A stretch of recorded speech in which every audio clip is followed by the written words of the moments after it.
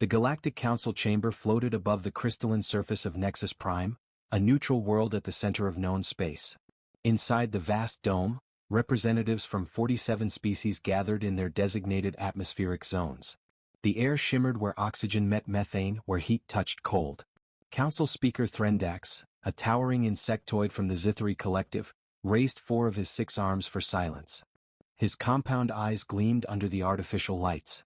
"We gather today to discuss an anomaly," Threndax announced, his translator converting clicks into universal speech. 3 cycles ago, our deep space monitoring stations detected something unprecedented. A signal from an uncharted region. The chamber erupted in confused chittering and rumbling. Unknown regions were common. Unknown signals were not. Ambassador Kelrath of the Vrwenin Empire leaned forward in her suspension pod. Her translucent form pulsed with curiosity.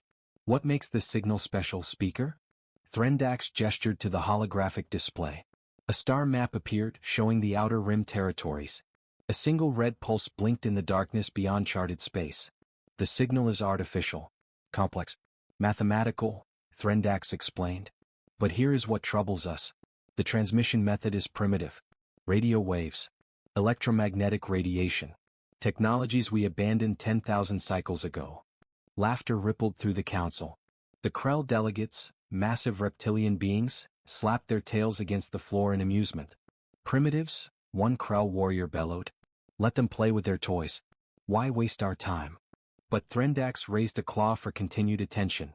"Because, honored delegates, the mathematical complexity of the signal suggests intelligence far beyond what such primitive technology should allow. They encoded prime numbers, chemical formulas, and something else. Something we cannot yet decode." The laughter died. In the galaxy, only 2 things mattered: power and intelligence. Power could be measured. Intelligence was dangerous when underestimated. "Recommend observation," suggested Ambassador Kelrath. "Send a scout fleet. Assess their development level." "I agree," Threndax said. "But we must be cautious. The last time we encountered a species using primitive technology with advanced mathematical understanding." He didn't need to finish. Everyone remembered the Schism Wars. An entire quadrant reduced to dust because the Council had underestimated a developing species. "Motion approved," Threndax declared. "The Vrwenin will lead a small observation fleet. 3 ships. Stealth configuration. Observe only. Do not engage." Ambassador Kelrath bowed, her form rippling with acknowledgement. 3 weeks later, the Vrwenin observation fleet dropped out of faster-than-light travel at the edge of an unremarkable yellow star system. The flagship, Shadow Wing, deployed its sensor arrays while maintaining position behind a small moon. Captain Zuenthra studied the readings with growing confusion. "This cannot be correct. Run diagnostics again." Her second officer, a young Vrwenin named Pelmoth, checked the instruments 3 times. "Captain, diagnostics confirm. The 3rd planet, it teems with life. Complex life. And the electromagnetic spectrum is completely saturated with transmissions." Zuenthra moved to the display. The blue-green planet filled the screen, swirled with white clouds. Beautiful. Familiar atmospheric composition. Nitrogen and oxygen. Water covered most of the surface. "How many transmissions?" she asked. "Millions, Captain. Perhaps billions. They're broadcasting in every direction on every frequency. Radio, microwave, television signals. It's chaotic. Undisciplined." Zuenthra felt unease creep through her energy matrix. "Show me population distribution." The display changed. Lights appeared across the planet's surface, concentrated in clusters. Cities. Thousands of cities, some glowing bright with countless millions living in close proximity. "By the ancestors," Pelmoth whispered. "Population estimate is approaching 8 billion individuals." 8 billion.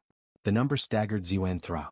Most advanced species maintain populations of a few hundred million spread across multiple worlds. Controlled. Sustainable. But 8 billion on a single planet? What do they call themselves? Zuenthra asked. Pelmoth worked his console, filtering through the signal chaos. The dominant species calls themselves humans. The planet is Earth. Humans, Zuenthra repeated, testing the word. What is their technological classification? Pre-FTL. No faster-than-light capability detected. No antimatter reactors.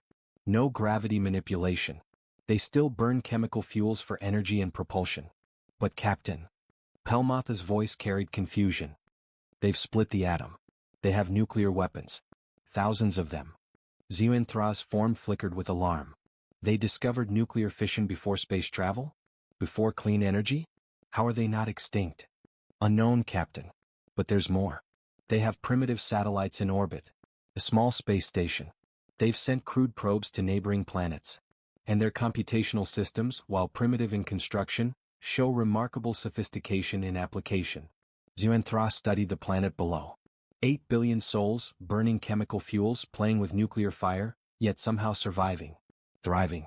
Broadcasting their existence to the entire cosmos with complete ignorance of what might be listening. Continue observation, she ordered. I want full cultural, technological, and biological profiles. And send a priority message to the Council. Tell them we found something unusual. The report reached the Galactic Council within hours, transmitted through quantum entanglement communicators. The response was immediate and divided. We should quarantine the system, Ambassador Kelrath argued in emergency session.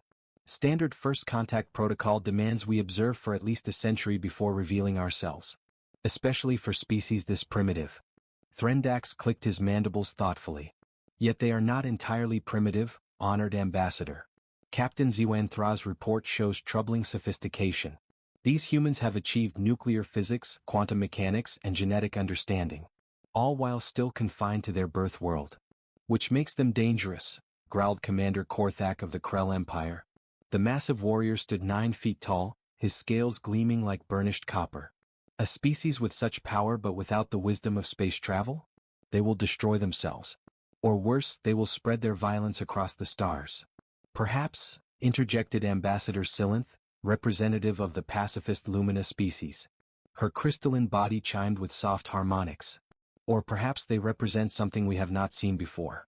A different path to advancement. The debate raged for hours. Finally, Threndax called for order. We will vote. Option 1, immediate quarantine. We surround their system with monitoring stations and prevent them from leaving until they achieve stable governance. Option 2, continued observation with preparation for eventual contact. Option 3, immediate first contact. The vote was swift. Quarantine, 23 votes. Continued observation, 22 votes. Immediate contact, 2 votes. Quarantine protocols enacted, Threndax declared. However, the margin is thin. We will review this decision every solar cycle. Commander Korthak, your Krell forces will establish a perimeter. Nothing enters or leaves that system without council approval. Korthak bowed his massive head. It will be done, Speaker. 3 months later, the quarantine fleet assembled at the edge of the Sol system. 12 Krell warships, each spanning 2 kilometers, took positions around the heliopause. Their mission was simple, watch and wait. But the Krell did not understand patience. They were warriors, conquerors. Korthak paced his flagship's bridge, studying reports of the primitive humans below. They war among themselves constantly, his intelligence officer reported. Over resources, ideologies, invisible lines on their planet's surface. They've divided their world into nearly 200 separate territories, each claiming sovereignty. Korthak snorted. And yet they haven't destroyed themselves? No, Commander. Despite possessing enough nuclear weapons to render their planet uninhabitable, they've only used them twice. Against their own species 70 cycles ago. Since then they've maintained an unstable balance. Fear prevents annihilation. Fear, Korthak mused. Perhaps fear is their only wisdom. Then something unexpected happened. A human vessel, crude and chemical-powered, appeared beyond their moon. The ship was small, barely 50 meters long, carrying 6 humans. They called it Odyssey 7 and it was heading toward Mars, the 4th planet. Should we intercept? His tactical officer asked. Korthak considered. The quarantine was meant to prevent humans from leaving their system, but this was internal travel. No. Let them play in their sandbox. Monitor only. But Odyssey 7 did something remarkable. As the ship passed through space between Earth and Mars, it suddenly changed course. Not randomly. Deliberately. The crude vessel fired maneuvering thrusters and oriented toward empty space. Toward the hidden position of Korthak's flagship. Impossible, Korthak breathed. Our stealth systems are absolute. Even VRNN scanners cannot detect us at this range. Yet Odyssey 7 broadcast a message. Simple radio waves carrying a simple human voice.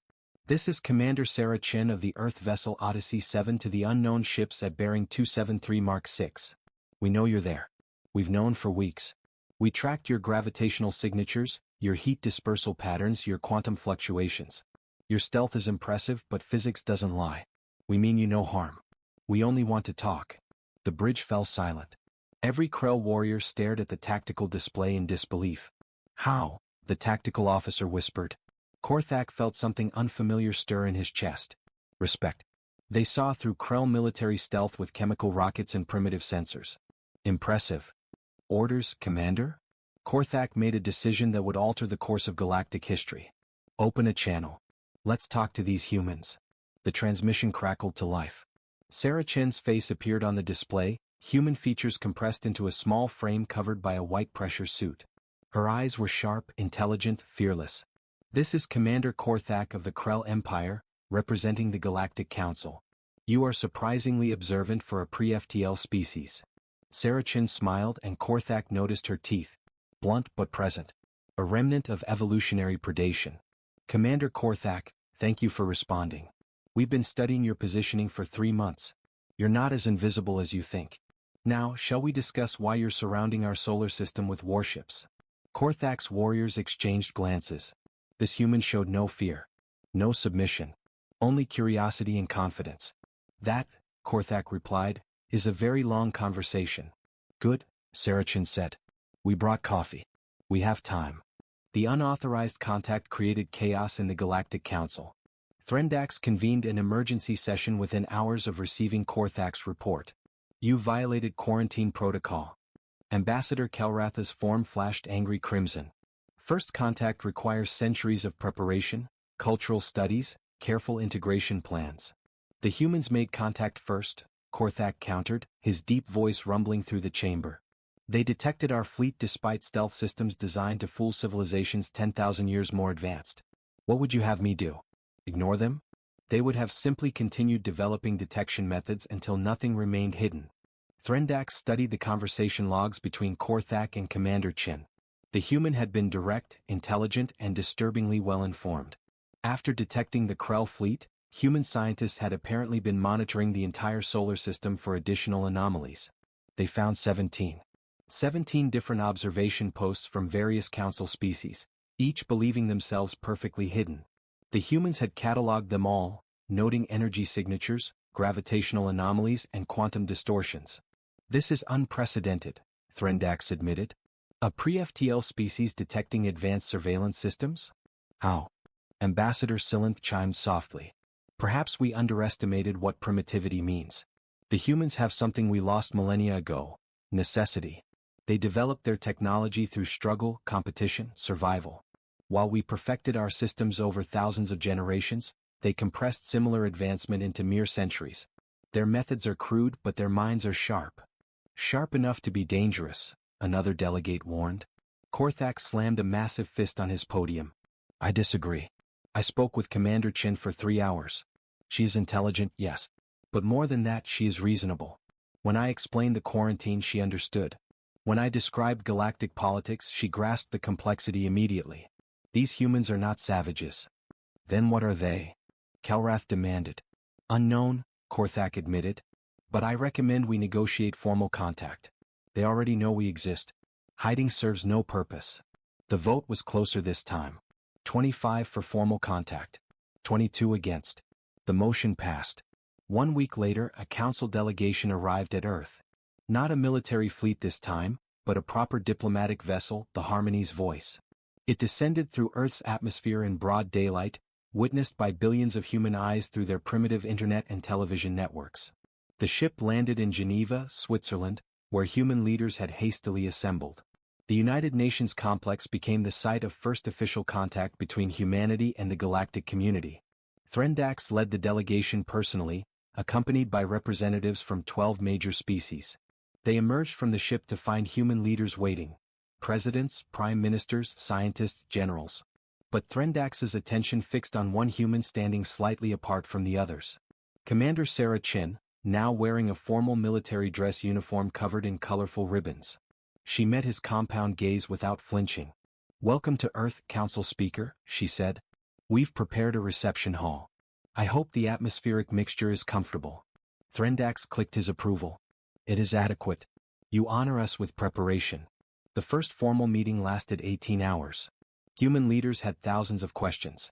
Threndax answered them patiently, explaining the structure of the Galactic Council, the 47-member species, territorial boundaries, faster-than-light travel, and the fundamental laws governing interstellar civilization. The humans listened, recorded everything, asked penetrating questions. Then came humanity's turn to present themselves. Secretary General Elena Volkov stood before the assembled aliens and spoke. Honored guests, you see Earth as primitive. We understand why.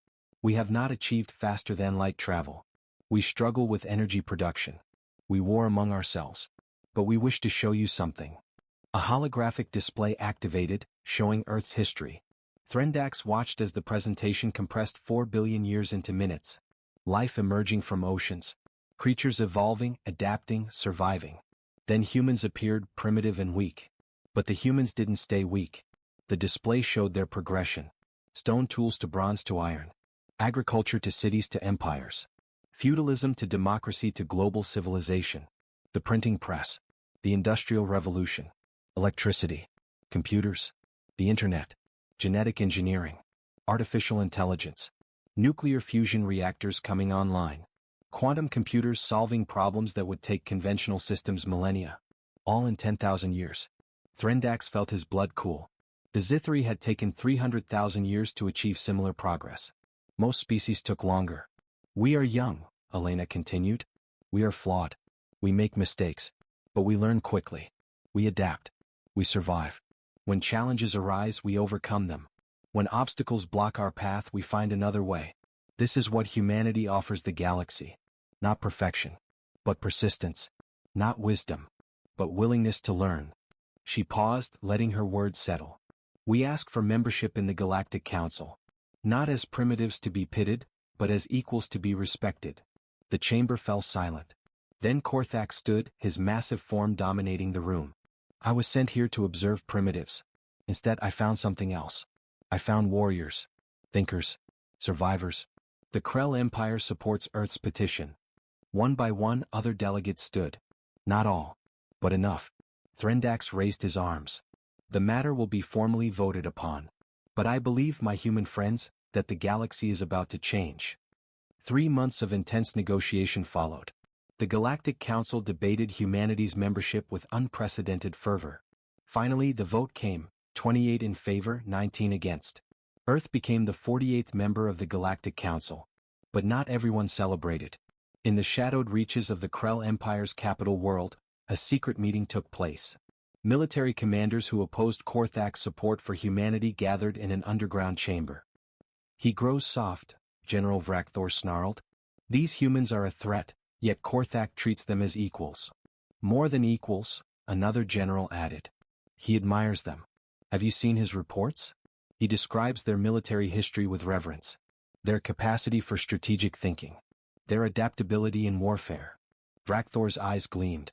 Then we must act before they become powerful. The Council granted them access to FTL technology, antimatter reactors, medical advances that will extend their lifespans. In a century they will be unstoppable. What do you propose?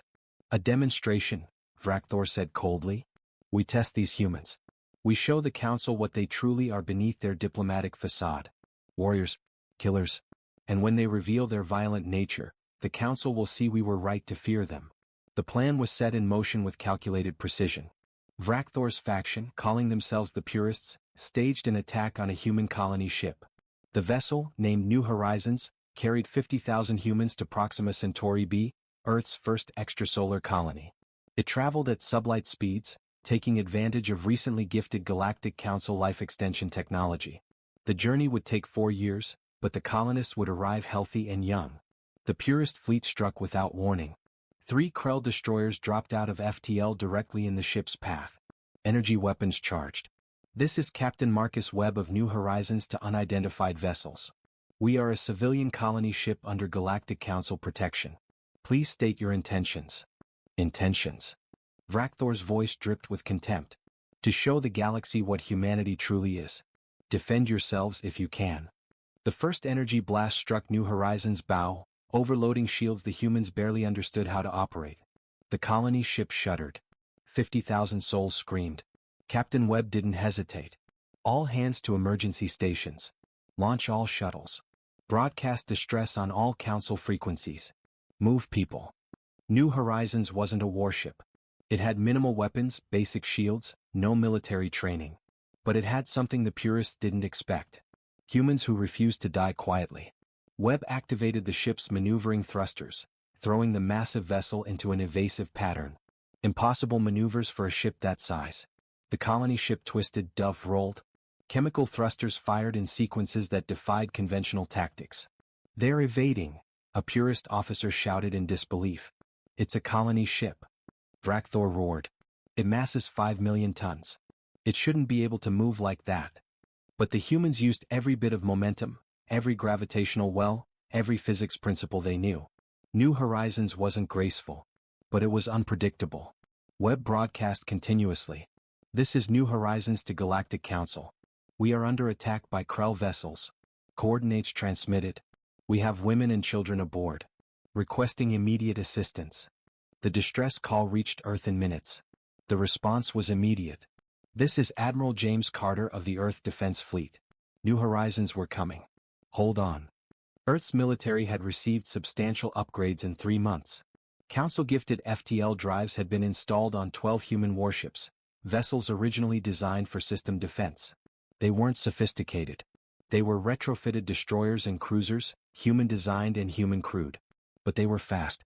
Carter's fleet jumped to FTL, crossing the distance to Proxima Centauri in 18 minutes. They dropped into normal space between New Horizons and the purist attackers. Vrakthor laughed when he saw the human fleet. 12 ships. Against Krell destroyers? They come to die. "All ships," Carter commanded calmly. "Execute Protocol Valkyrie." What happened next would be analyzed by military academicians for generations. The human ships didn't arrange themselves in traditional formation. They didn't attempt to match the Krell destroyer's firepower. Instead, they moved like a school of fish, coordinated but fluid. Each ship fired, then immediately relocated. Weapons struck from unexpected angles. The Krell had superior shields, better armor, stronger weapons. But the humans had something else: unpredictability. Carter had studied every military engagement in the Council's databases. He noticed something the advanced species had forgotten. After millennia of standardized warfare, galactic combat had become formulaic. Tactical doctrine was refined, perfected, and entirely predictable. Humans had no doctrine. They improvised. A human cruiser, Defiant, suddenly accelerated directly toward a Krell destroyer, weapons blazing. The Krell commander sneered, raising shields. But Defiant wasn't attacking. It was providing cover. Behind it, 3 smaller human vessels dropped nuclear missiles. Not antimatter weapons. Not quantum torpedoes. Simple, primitive fusion warheads. The Krell commander laughed. "Primitive weapons cannot." The missiles detonated. Not against shields. In space around the Krell ship. Electromagnetic pulses washed over the destroyer. Ancient technology but effective. The Krell shields flickered. And in that moment, the human fleet fired every weapon simultaneously. Concentrated fire. Overwhelming force. The first Krell destroyer exploded. Vrakthor stared in shock. Impossible. They defeated a Krell warship with fusion weapons and tactics. "New target," Carter ordered. "Fire at will." The battle raged for 17 minutes. When it ended, 2 Krell destroyers were destroyed. The third, damaged and leaking atmosphere, retreated to FTL. Carter established a channel to New Horizons. "Captain Webb, status report." Webb's face appeared, bloodied but grinning. "We're battered, Admiral, but alive. All 50,000 souls accounted for." "Thank you." "Thank your crew," Carter replied. "Your maneuvering bought us time. Now let's get you to Proxima safely." But across the galaxy, another signal reached the Galactic Council. The battle data. The tactics. The impossible victory. And everyone realized, humanity had just changed warfare forever. The Galactic Council convened in emergency session within hours. The chamber buzzed with outrage, fear, and confusion. "The humans destroyed 2 Krell warships," one delegate shouted. "They've been council members for 3 months and they're already starting wars." "They defended themselves," Korthak thundered back. "The purists attacked a civilian vessel. Were the humans supposed to let 50,000 innocents die?" Threndax called for order, his voice cutting through the chaos. Silence. We will examine this matter properly. Commander Korthak, you claim this was not humanity's doing. Explain. Korthak stood tall, his loyalty to military honor warring with his duty to his species. The vessels that attacked New Horizons were commanded by General Vrakthor, a Krell officer who opposed humanity's membership. He acted without imperial sanction. This was not an act of the Krell Empire. It was treason. Yet the ships were Krell, Ambassador Kalrath observed, her form pulsing orange with concern. How do we know your empire didn't order this attack? Before Korthak could respond, a new voice entered the chamber. Because I can prove it. Every head turned. Commander Sarah Chen stood at the human delegation's entrance, unauthorized and out of protocol. Behind her stood Admiral Carter and a dozen human officers. Human Chin, Threndax clicked in surprise. This is a closed session. You were not summoned. I know, Sarah said, walking forward without permission. Her military boots echoed on the crystal floor. But I have evidence this council needs to see. Immediately. The audacity stunned the delegates. Lesser species requested permission to speak. They showed deference. This human simply acted. Sarah reached the central platform and activated a holographic projector, human-designed and clunky compared to galactic technology. But functional. 3 months ago you gave us access to your databases. Everything. History, science, culture.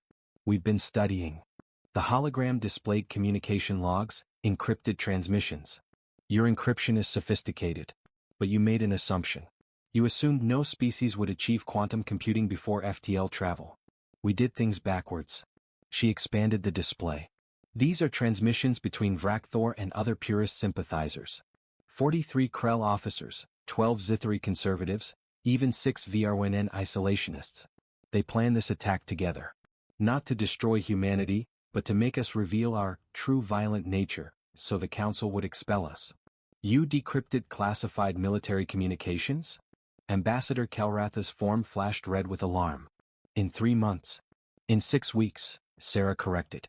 The rest of the time we spent verifying and deciding whether to reveal this information. See, we have a concept on Earth called whistleblowing. When you discover corruption, you expose it even if it harms you. Threndax studied the data. Was authentic. The conspiracy ran deeper than anyone suspected. Dozens of officers across multiple species, all working to sabotage humanity's integration. Why reveal this? Threndax asked. You could have used it as leverage. Blackmail material. Political advantage. Sarah looked at him with clear eyes. Because that's not who we are. We're not perfect. We've done terrible things in our history. But we're trying to be better. The Council granted us membership based on potential. This is us proving we deserve it. They destroyed 2 warships. Another delegate protested. How is that proving peaceful intent? Admiral Carter stepped forward. May I address the Council? Threndax gestured assent. Those warships attacked 50,000 civilians, Carter said, his voice hard.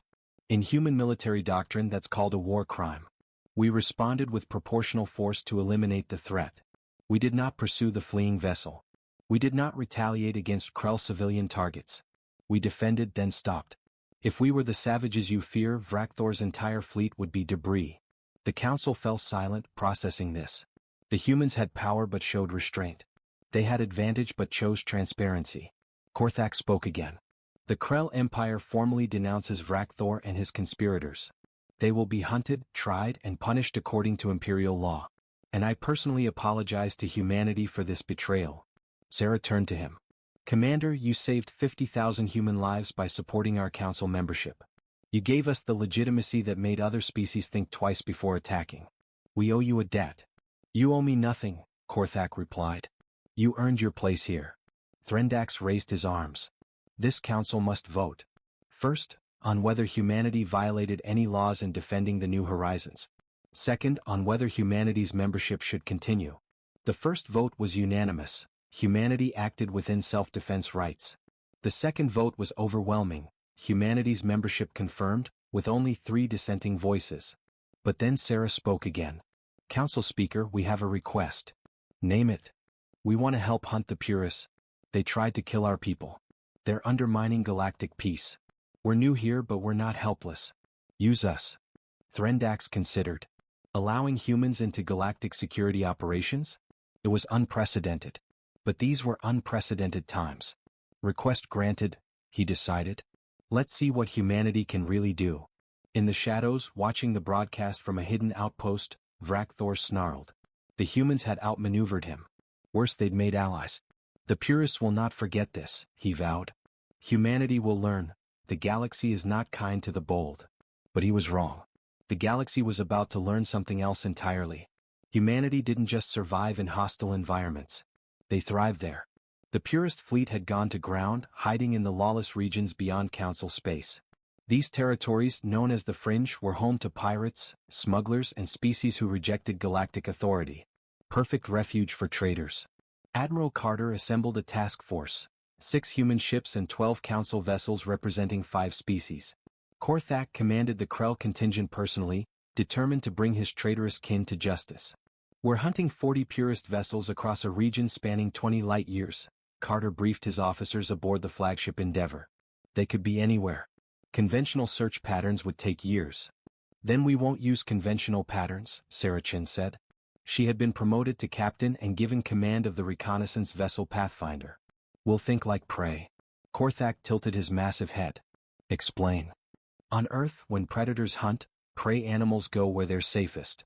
Not where they're hidden, but where they have resources, escape routes, and early warning systems. Sarah displayed a star map. The Fringe has 3 major trade routes. Black markets where the purists can resupply. If we were them, we'd stay close but not obvious. Somewhere with civilian traffic for cover. She highlighted a star system. The Corvin Nexus. It's a smuggling hub with heavy traffic. Sensors are deliberately noisy to prevent custom scans. Perfect place to hide warships. It's also a sovereign system, Ambassador Kelrath noted via hologram. We can't legally enter without permission. Carter smiled grimly. Then let's ask for permission. The task force approached Corvin Nexus openly, broadcasting diplomatic credentials. The system's ruler, a crime lord named Jakrin, was a spider-like being with a reputation for cunning.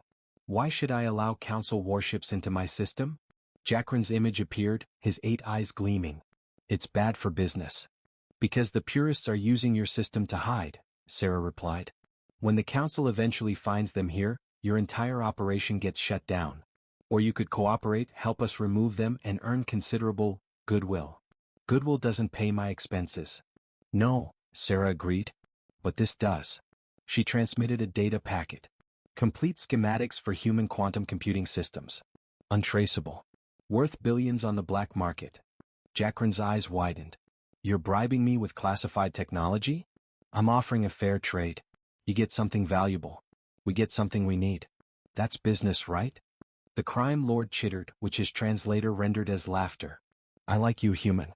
You think like a proper criminal. Fine. 3 purist destroyers are hiding in the asteroid field near my 3rd moon. But if you start shooting in my system, we're going to have problems. We'll be surgical, Carter promised. The task force split. Council ships remained at high orbit, obvious and distracting. Meanwhile, Sarah's Pathfinder and 2 human frigates, Relentless and Dauntless, went dark, using silent running protocols human submarines had perfected centuries ago. They drifted into the asteroid field like debris, passive sensors only. 3 days of patient waiting. Then they detected it, heat signatures. Energy fluctuations. 3 Krell destroyers hiding among the asteroids. Contact Admiral Carter, Sarah whispered, though sound didn't carry in space. Old habits. We've found them. The attack came at dawn, Corvin Nexus time. The Council fleet suddenly engaged FTL drives, jumping into the asteroid field's edge. Weapons charged. The purists, thinking themselves discovered, powered up shields and prepared to fight. But it was a feint. While the purists focused on the Council fleet ahead, Sarah's 3 ships struck from behind. Missiles launched from point-blank range, bypassing shield angles. The humans had studied Krell warship design for 3 months, learning every weakness. The first purist destroyer lost engines before it could turn. The second managed to return fire, but Sarah's ships were already moving, weaving through asteroids too small for the massive Krell vessels to navigate. It's like fighting ghosts, the purist commander transmitted in frustration. They're everywhere and nowhere. The third destroyer tried to run, engaging FTL drives. But Korthak's flagship was waiting at the jump point, blocking escape. The purist vessel crashed back into normal space, shields failing. This is Commander Korthak to purist vessels. Stand down. You're surrounded. There's no escape. The purest commander laughed bitterly. We stand down, we face execution. We fight, we die with honor. Easy choice. Wrong, a new voice interrupted. Captain Chin. You stand down, you get trials. Fair trials. That's the law. Humans lecturing us on law? The purist spat. Yes, Sarah said firmly. Because we know what happens when law fails. We've seen it. We've lived it. We've rebuilt from it. Stand down. A long pause. Then one by one the purest vessels powered down weapons. The hunt continued for 8 months. The Joint Task Force tracked down 37 of the 40 purest vessels. Some surrendered. Some fought. None escaped. The operation proved something vital. Humans could work alongside other species. They brought unconventional tactics, while their allies provided superior technology and experience. Together they were formidable.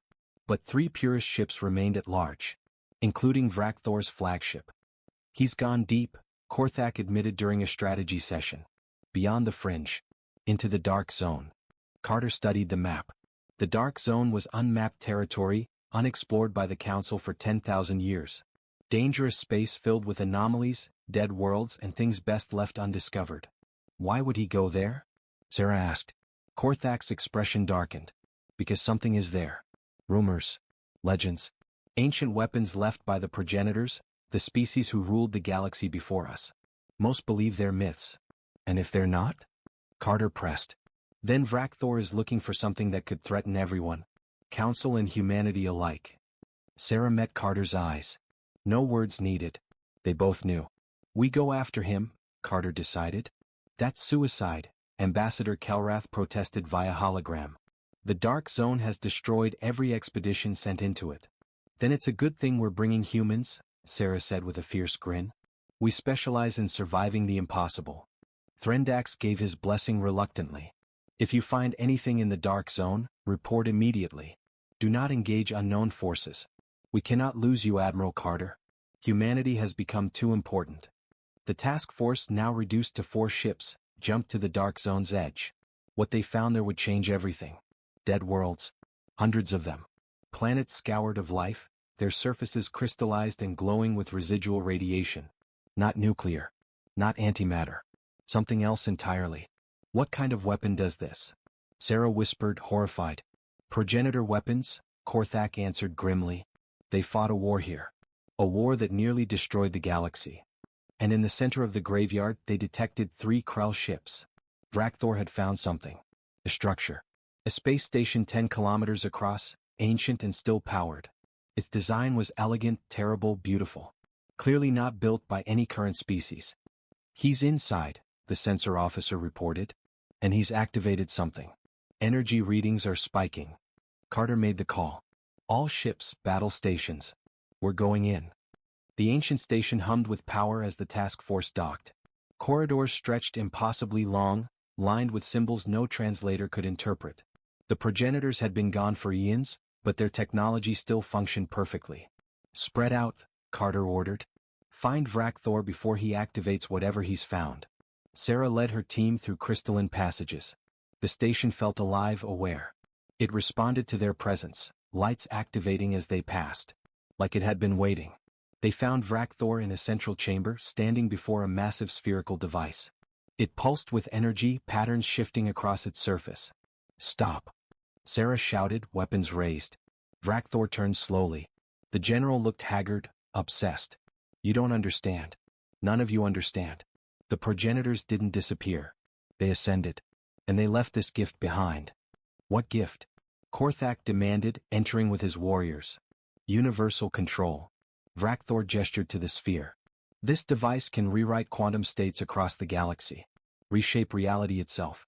With it, we could eliminate humanity before they spread. Before they change everything. Sarah felt ice in her veins. A weapon that could erase species from existence. You're insane, she breathed. I'm practical, Vrakthor corrected. In 1,000 years, humanity will dominate this galaxy. You're too aggressive, too clever, too adaptable. You'll outcompete every species here. This is our chance to stop that future. By committing genocide?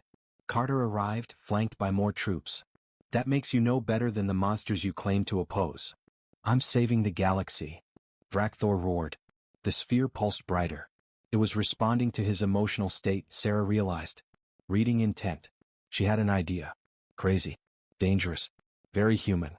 You want to save the galaxy? Sarah lowered her weapon. Fine. Let's ask it. Everyone stared at her. She stepped forward, past the aimed weapons, past the shocked expressions. She approached the sphere. Sarah, what are you doing?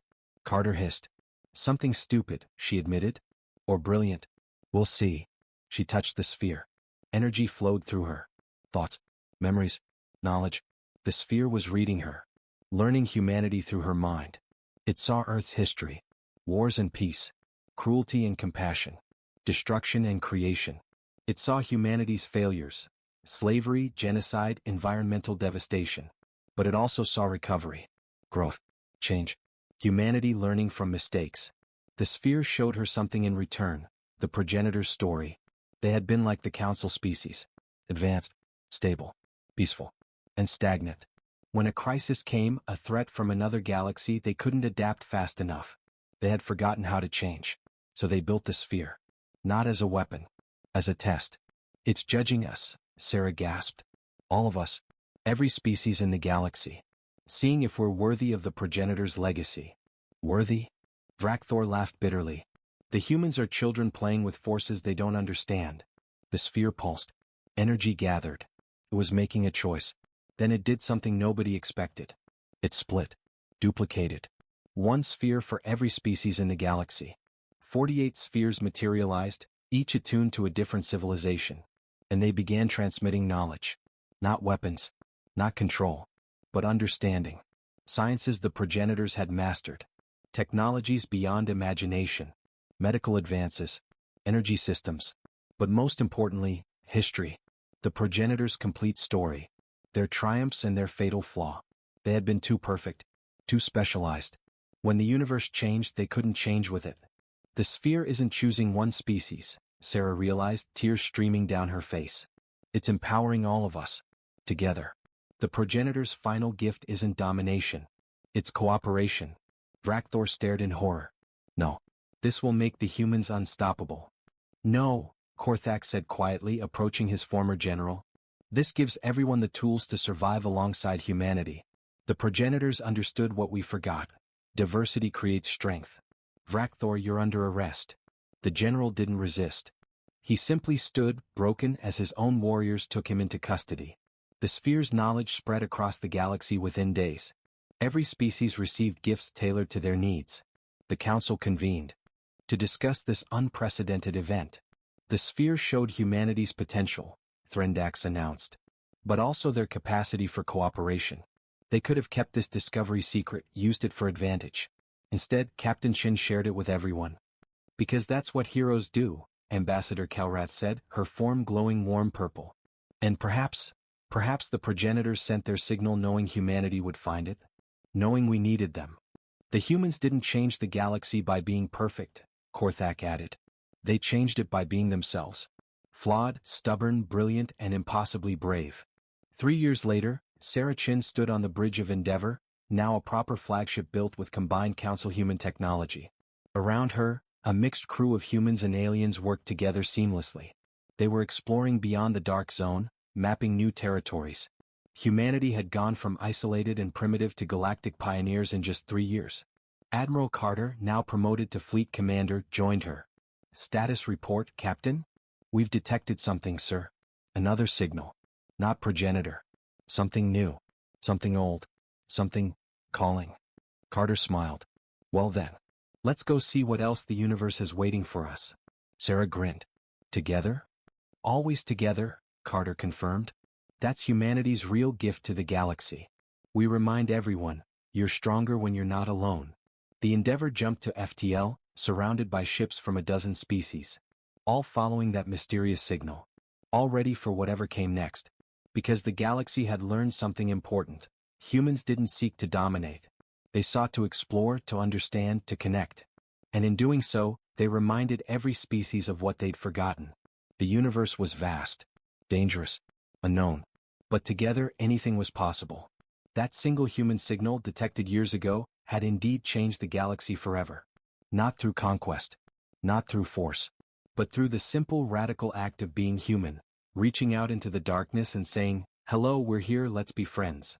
And the galaxy, ancient and cynical and tired, learned to hope again. Epilogue, 10 years later, 800 words.